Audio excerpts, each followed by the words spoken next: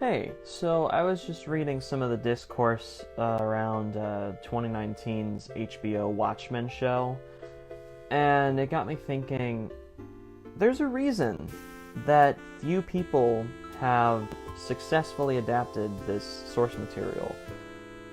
It is unfilmable if you want to get the same impact as the book. It was always meant to be a book, and I say book because yes, it has comic panels, it uses the medium of comics, but it also switches back and forth from that and in-universe articles and prose and novel passages. Like, it uses these panels themselves to critique comic books. It is a satire of a superhero-obsessed culture that Alan Moore observed. And then you'll have chapters like this that follow them that are in-universe, examples of actual prose, and it's really dense too. It's not something that a kid could read. It is very adult, literate stuff. It could never be effectively conveyed in, say, a filmed TV show or movie. Because it uses the medium itself to make a statement, down to the color choices being mainly non-primary colors like the ones used for Superman. And yet this very anti-superhero property has been misconstrued somehow as a dark, subversive superhero story. It's not. People miss the point. I think even though Zack Snyder did a good job at translating some of the images and sequences themselves from the book to the movie, I think he too missed the point. It's very much, it's not about the superheroes or the action, it's very much against them. It says the fact that we as a culture are so focused on superheroes and idolize them so much stems from problems about humanity. Alan Moore even goes as far as to say our obsession with masked vigilantism has roots in white supremacy, because the KKK were masked vigilantes back in the day, exacting justice as they saw fit. Damon Lindelof does make this connection in the show, because the show connects a lot to, white supremacist groups and comments on racism. Because Damon Lindelof in some interviews even said, Birth of a Nation, one of the most racist films in history, has all the elements of a superhero film. It just happens to be a group of racist, white supremacist superheroes who fancied themselves doing some type of good in the world, and it's about the KKK.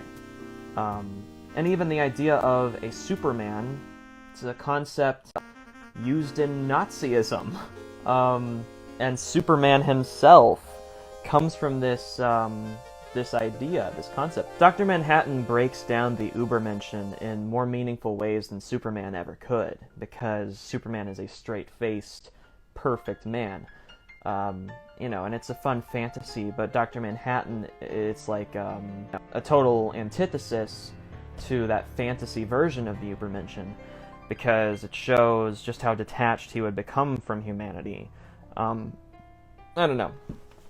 There's so much about this that isn't really about superheroes. It's a big middle finger to them in some ways, but in a lot of other ways it uses superheroes as a jumping off point to make comments on American history and on the horrors of mankind.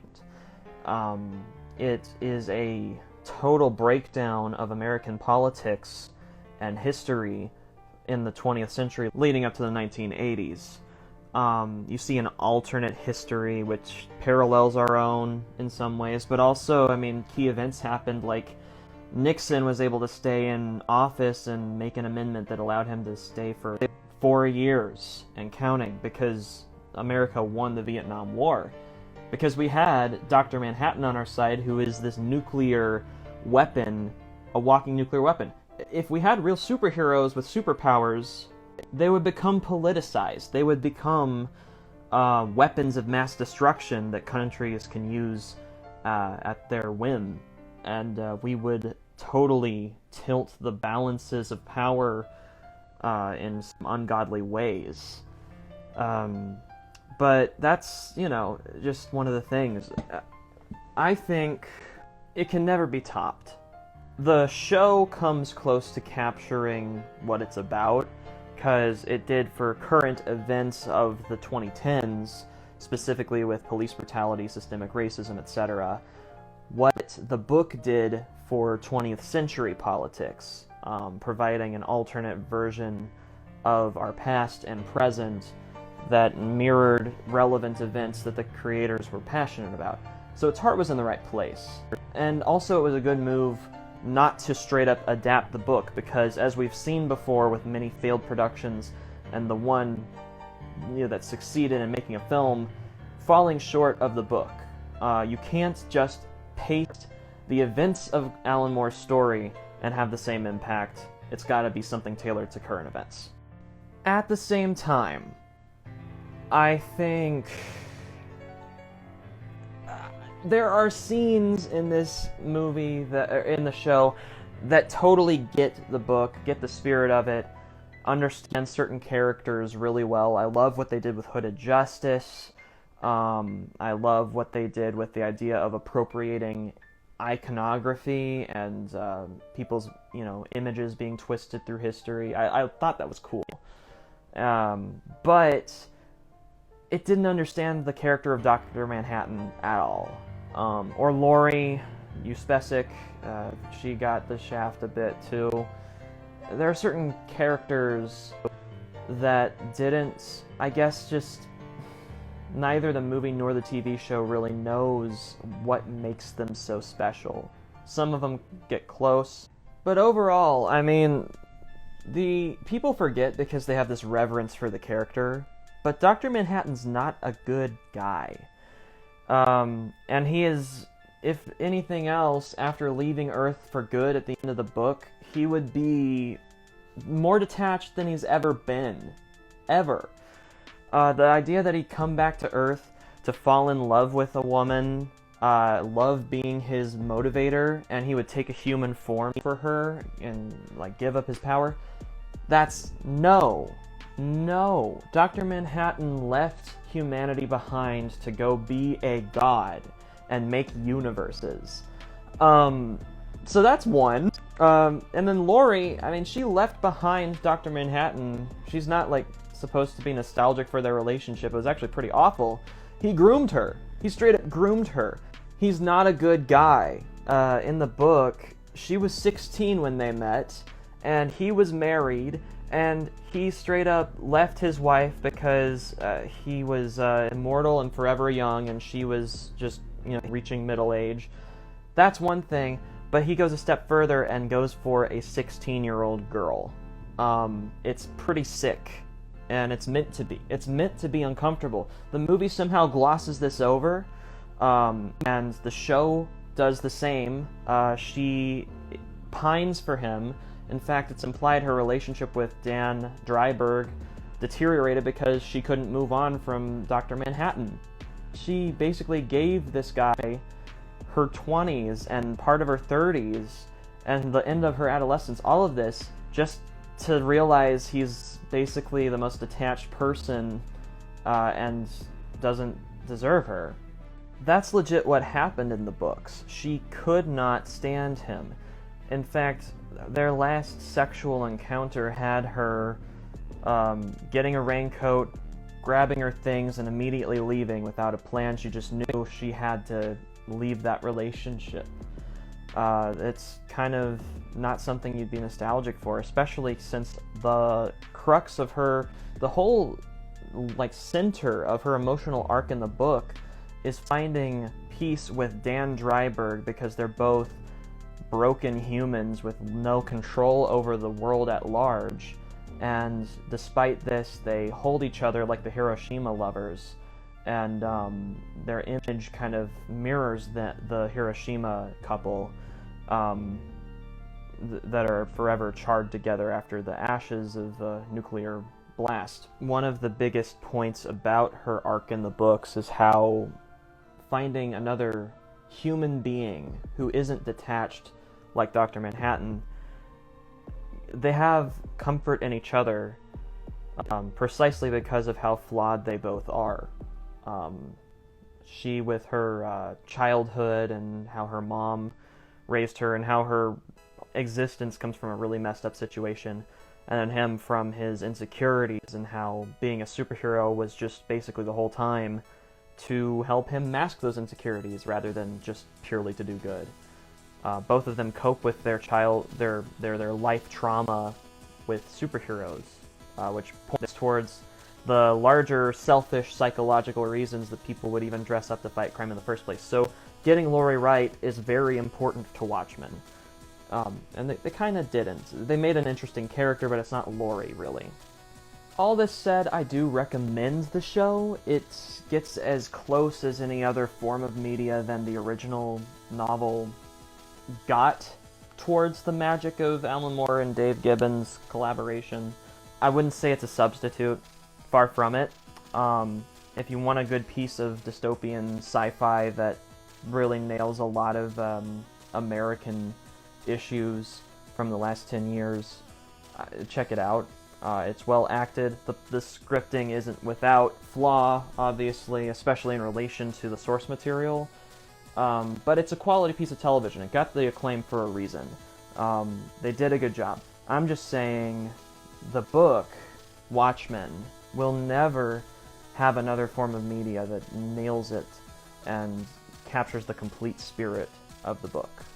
The show comes the closest, and it's great.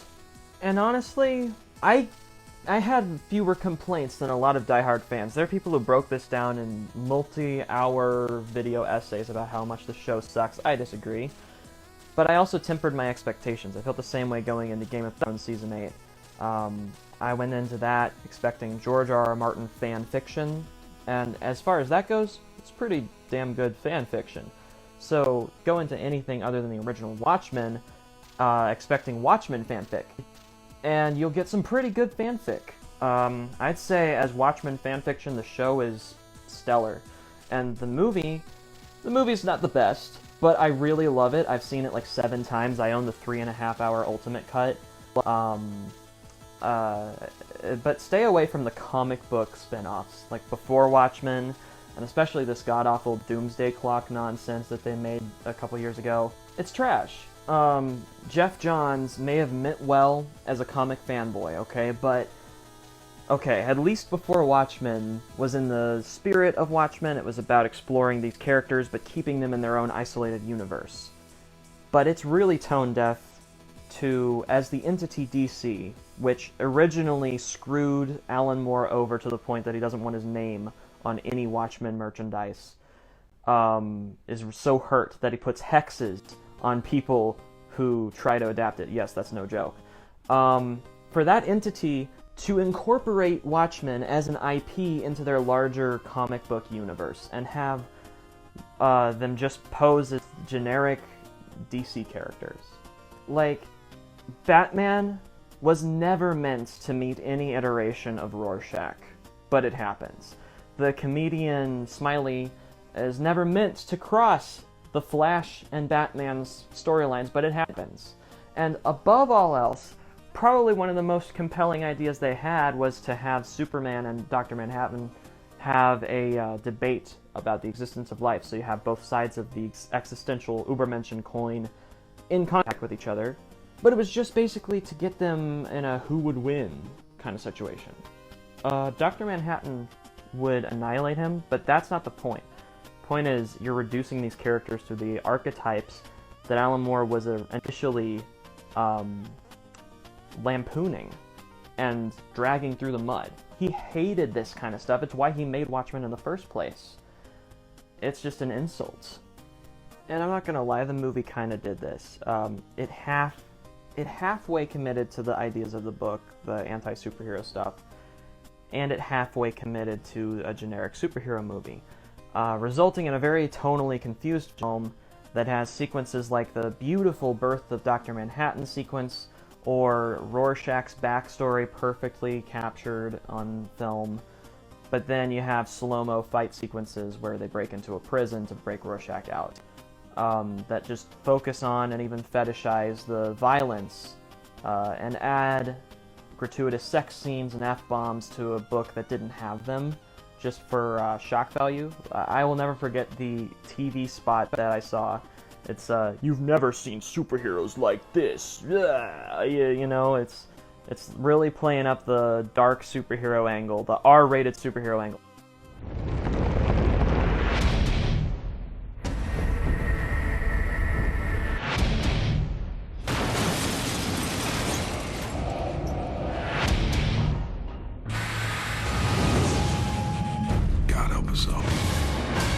Watchmen, rated R, in theaters on IMAX March 6th. And that's never what Watchmen was about. It had bloody sequences and some morally horrifying events happen to its characters, but the focus was more on the ethical implications, and the blood just placed them in a world like our own, as if to say superheroes can't even protect themselves with all this escapism from the harsh realities of the world. So how could they protect us? There are delusions as much as their own. They can't protect themselves or the world from nuclear war, from the disgusting nature of real crime, which is never depicted in these PG-13 superhero films. Disgusting real misdemeanors that people have all the time, that ruin other people's lives. Those are depicted with harsh realism in the book, pointing out just the futility of a superhero in concept.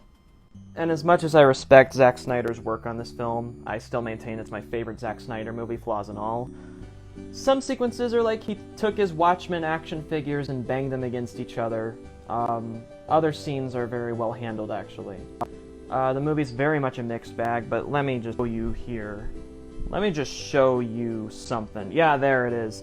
Watchmen Ultimate Cut. I own it, I love it, I've seen it so many times. I even have the film companion, which compares artwork from the book to the concept art of the film. I even, cringy though it is in retrospect, got a Rorschach mask and was Rorschach for Halloween in high school one time. Basically making me one of the scary Rorschach fanboys that Alan Moore hates, because honestly, Rorschach, he's a pretty bad guy too. He's actually the worst. It's kind of surprising how many people identify with this disgusting weirdo.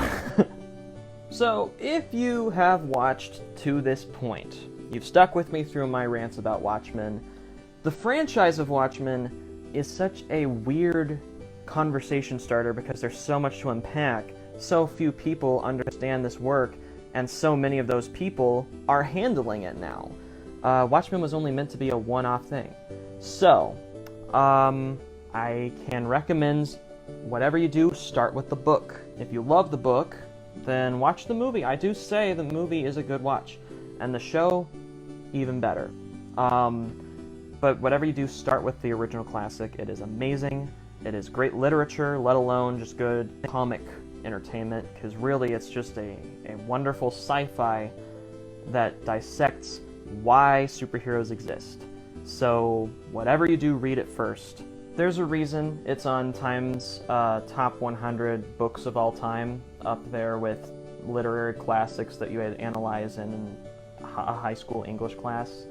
There are college courses built around Watchmen as a jumping off point. Philosophy courses, not just writing courses, for good reason. So read it.